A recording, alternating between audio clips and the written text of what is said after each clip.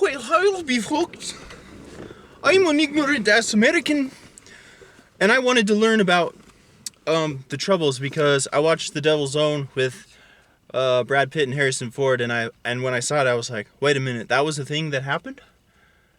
Why are Irish people killing British people in the 20th century? What the hell is this? And so, I wanted to know more about Ireland as well, because, Irish people seem kind of badass, not gonna lie.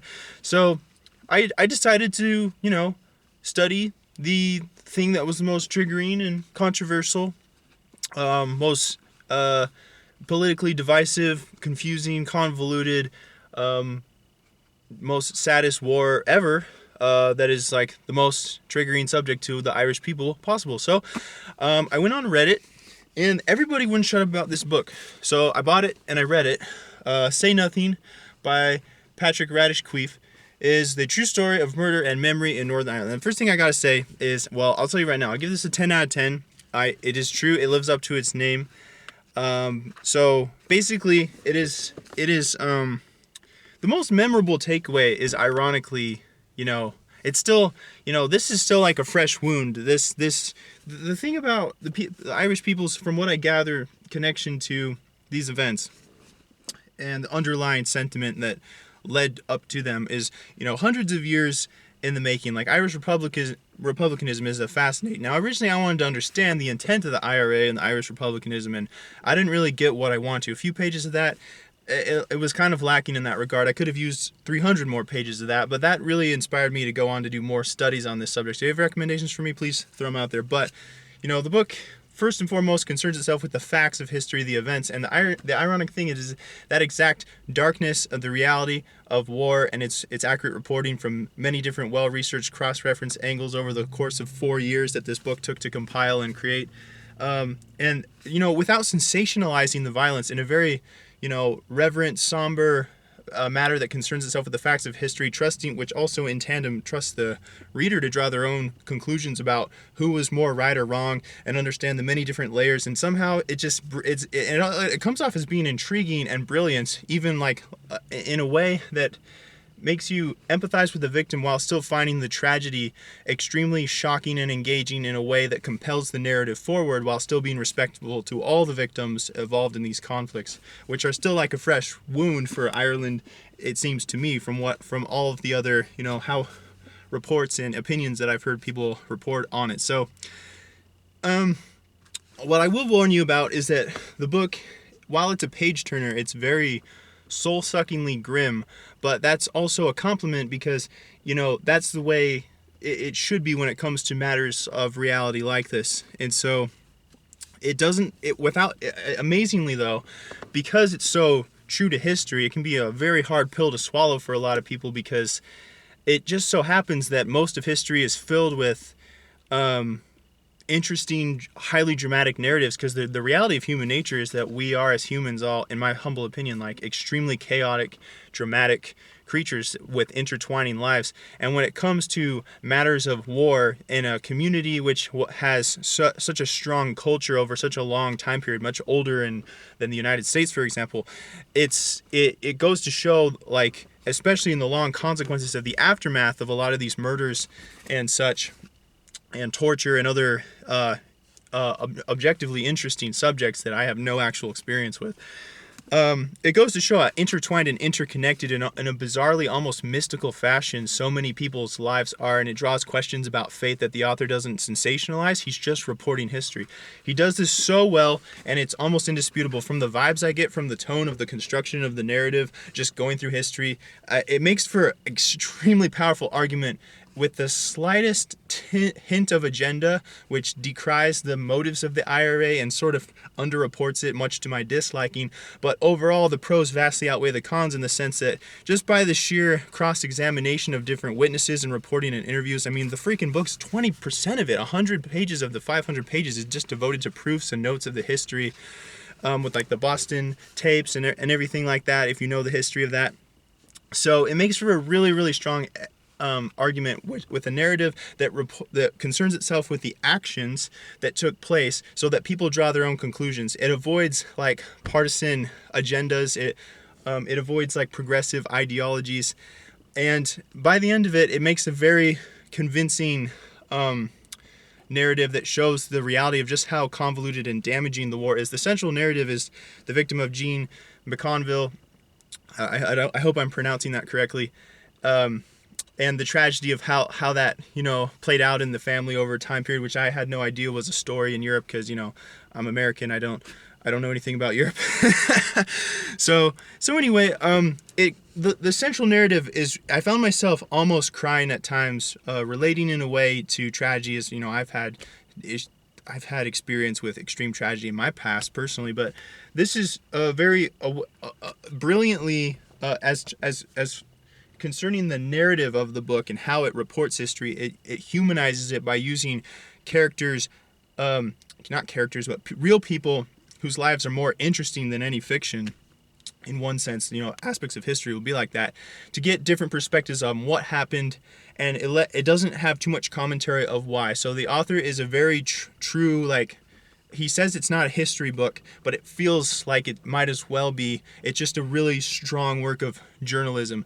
And he also has the guts to say that he has something to say about the issues by the end of it. So it doesn't entirely say nothing, you know what I mean? There's a book that says say nothing, but it has something to say.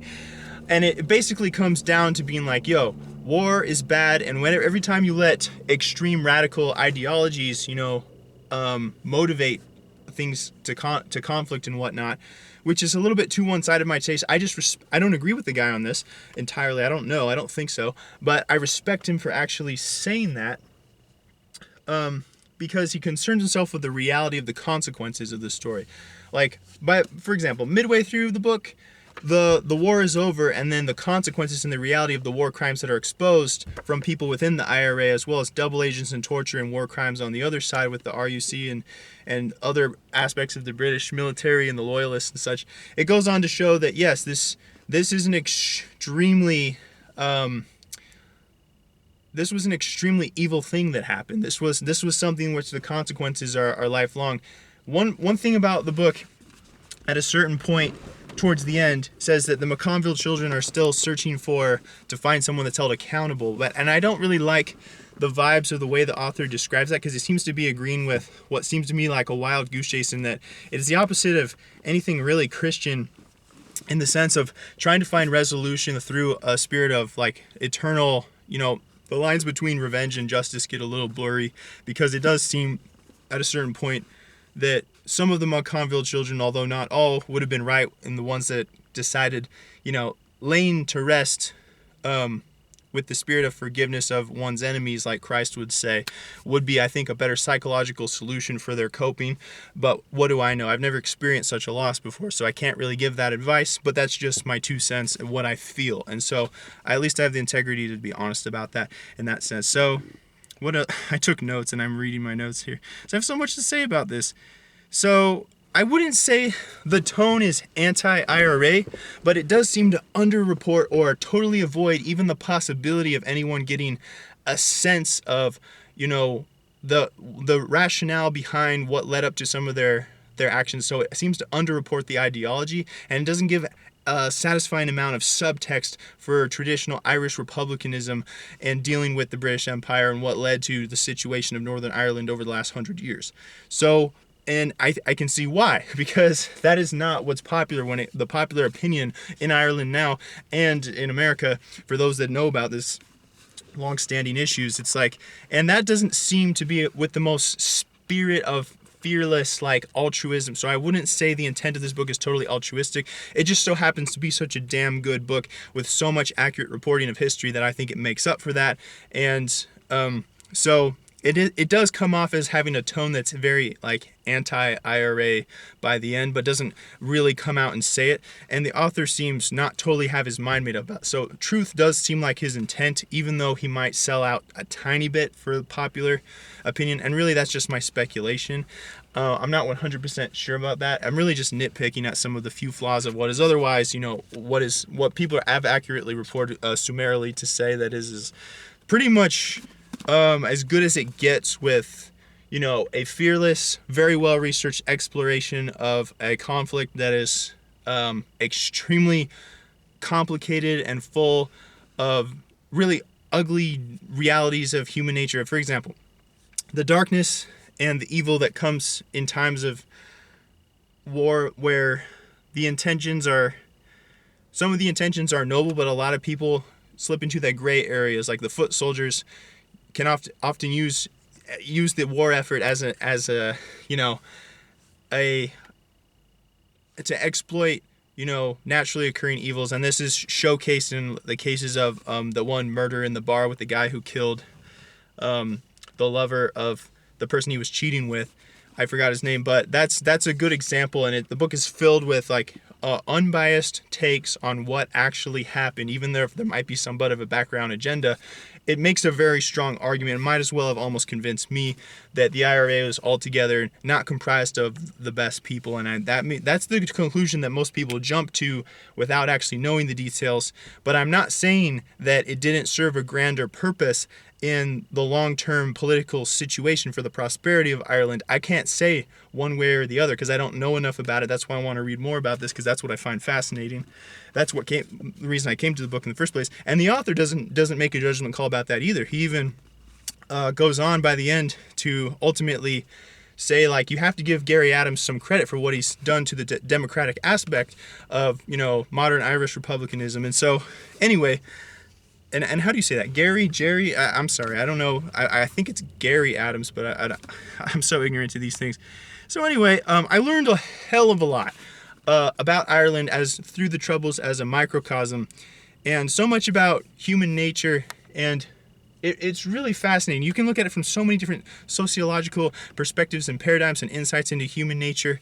And also, but it really comes down to just empathizing with the victims and the people caught in the crossfire between the two radical opposing groups that led to, the violence. But it's really about the after effects, and really it comes off as a very powerful, well-written, well-researched, almost indisputably unarguable conflict statement of, as a cautionary tale, why war is bad, and it really should be a last resort. I do not appreciate, however, the underreporting of the actual long-term intentions of what led people to the IRA, and not really going further into, what is actually morally, potentially altruistically right on a larger, grander political scale. And that seems a little bit more selling out to the mob mentality of popularity. So I wouldn't say that Patrick Radden Keefe was doing it to be famous.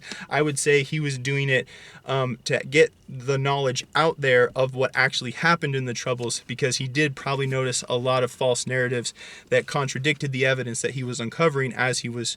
So it does have a very investigative journalist approach that makes for a really powerful argument and insight. So I recommend this book to anyone that's interested in trying to understand what seems to be an incomprehensible conflict that has so many. This is just the tip of the iceberg for me to try to understand what motivates and what value systems and philosophies the people of Ireland have held up when dealing with the British over a long period of time. And I can't say one way or the other, but it is a very interesting, motivating story that is extremely morally gray, extremely depressing, extremely grim, but it's so fascinating. And I give it a 10 out of 10 for that. Is there anything else?